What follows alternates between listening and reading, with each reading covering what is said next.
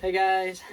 Hey guys, so this video will be about some pros and some cons and what we would maybe do differently for a next future bus or van build, now that we have lived in our bus and also now that we're back home. So as you can tell, we are in Utah in the winter, so it is cold here, and so we definitely different change of attire. So let's get started. So some definite pros of bus life is traveling, is being at different places whenever you want to be there.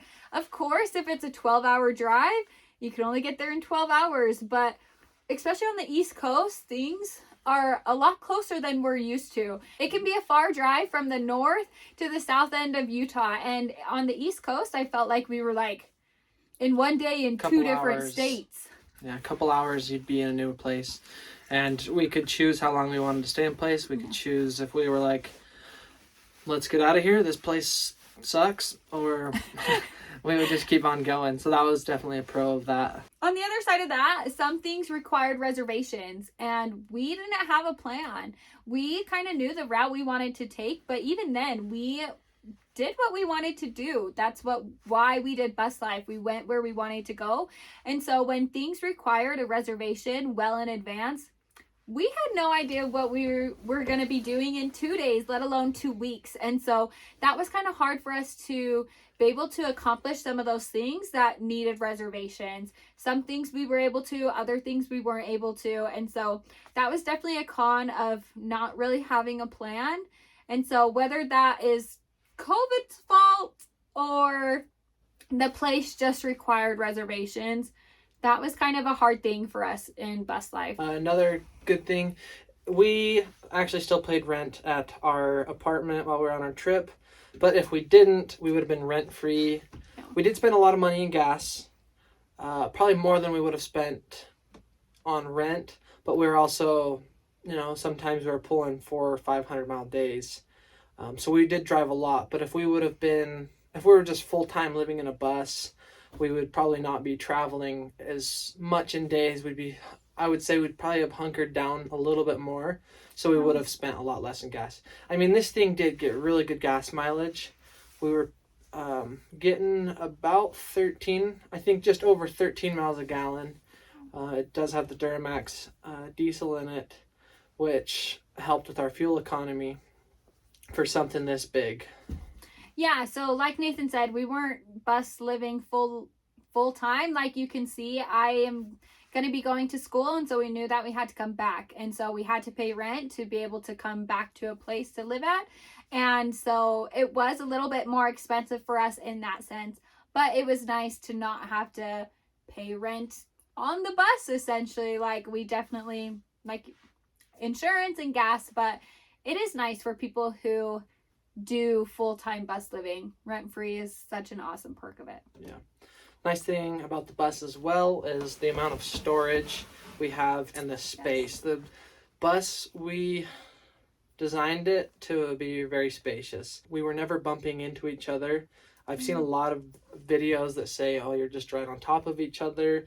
If you're doing it alone, it's fine. If you have a partner in there, it's definitely hard. You're too close to each other, but I feel like we always had enough space. Even if I was cooking, Nathan could easily walk behind me. There was no problem with space this way either. So it was super awesome to be able to have so much space. We have a ton of storage in here. We have a full pantry.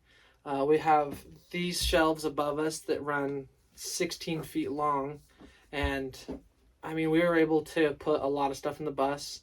We have storage underneath the bed, underneath the couch, and we didn't even utilize all of it underneath the couch or the bed.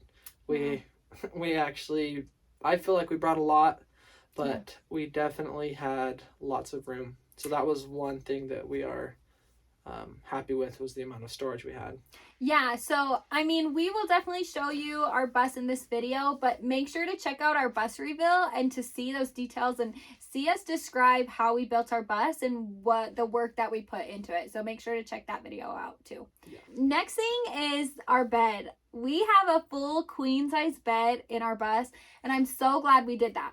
So another thing I'll reference back, we also built a van in the past. That was our first build. So check that out here to see the van reveal. But there we only had camper pads as beds because we had to custom size make the bed size. Here we have a full-size queen. It's a new mattress. We've never experienced a new mattress in either of our lives. Always got hand-me-down mattresses. It was so nice to be able to have a full-size queen bed. We would definitely probably prioritize that again in a future build. And we even have a headboard on the end, which is even better too. We love to be able to rest our pillows on that, be able to sit up, watch a movie if we want, and storage. So it's even better like that too. Great storage as well. It's big. Daisha can actually fit inside that. Yeah, play Where's Waldo and find me in one of our bus build videos. There's only 5 of them. Gotta watch them all. Figure out which one I'm in. Yeah.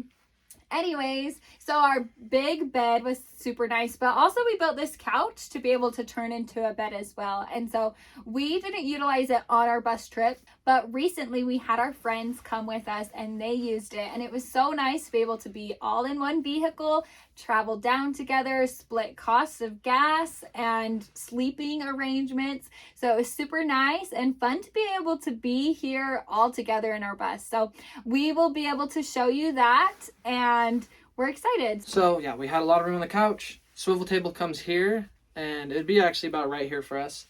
But the nice thing about our swivel table is we can take it, I can shove it underneath the bed, and the posts, we can just put it in the pantry.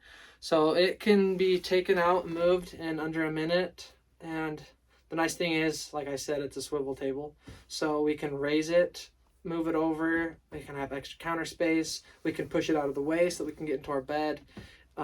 It was a little more spendy. It was a Lagoon table mount. That was definitely a pro to have in our bus. And like I said, a little bit more spendy, but we would utilize it again in a next build. Another thing that we love about our bus is the oven and the stove and the fridge. Our appliances are so nice to have.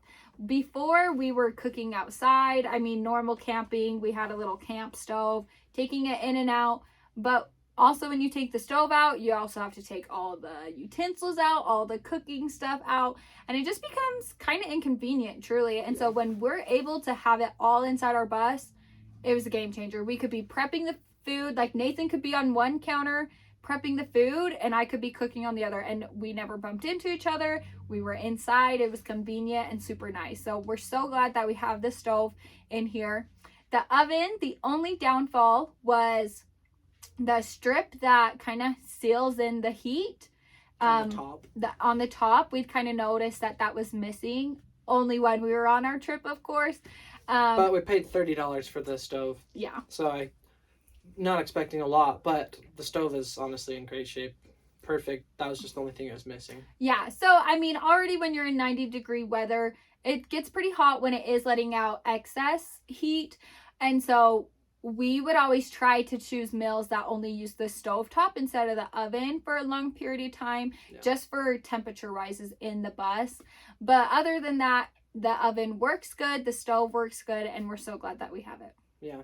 Well, I mean, so the stove does vent out the back, but we have the handicap doors right there so that it would vent out that way. But where the front of it didn't have the seal, it would come inside. Yeah. Our van, we had bought a fridge. We had tried to do a cooler before, but quickly realized we do not want to have to deal with the ice, the water, cleaning out the cooler so often. So we spent the money on a fridge, and we were so happy we did with the van. So then that transferred over here with the bus. We bought another fridge here. We never had any problems with it. It could run all night, all day. It never took up that much power for us.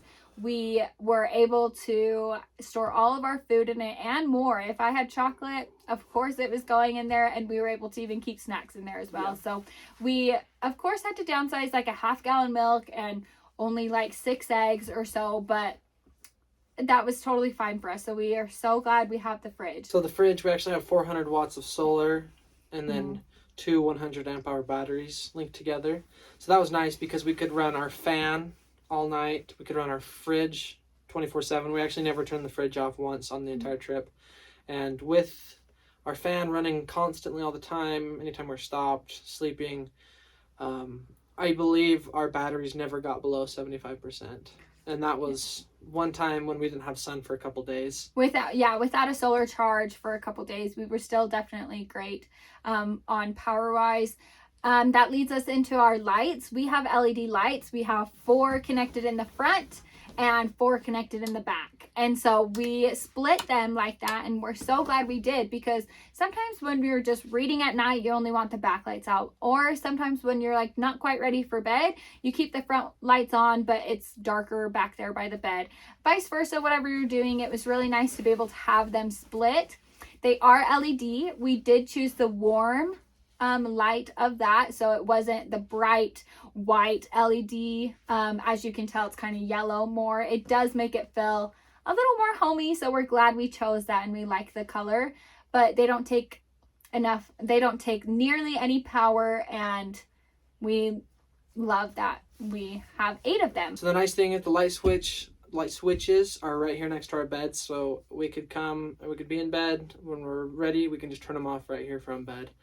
The downside to that is when you walk in, you have to come all the way back here. But most of the time, it was never so dark that you couldn't even make your way back here. On a future build, we would probably do a 2-way switch. We'd do one here and one up front. That way we could turn them off and on wherever we're at and which one's more comfortable.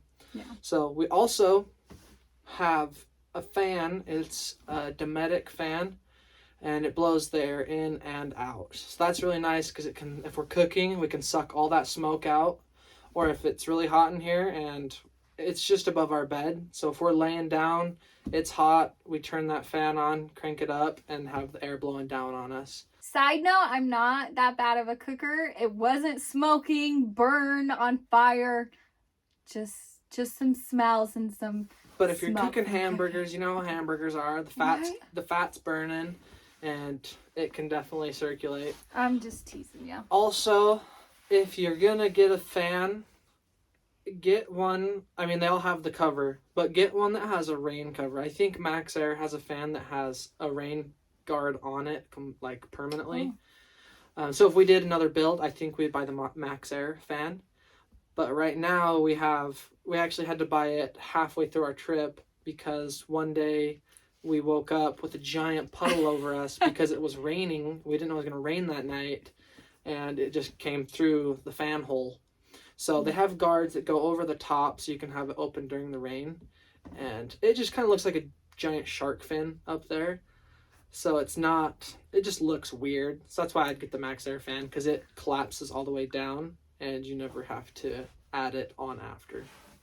Gotcha. I think that's about all of the pros and that we have talked about and discussed. That is it for the pros video. Next week we'll have a cons video out, so you can look at both, see what we like and what we don't like.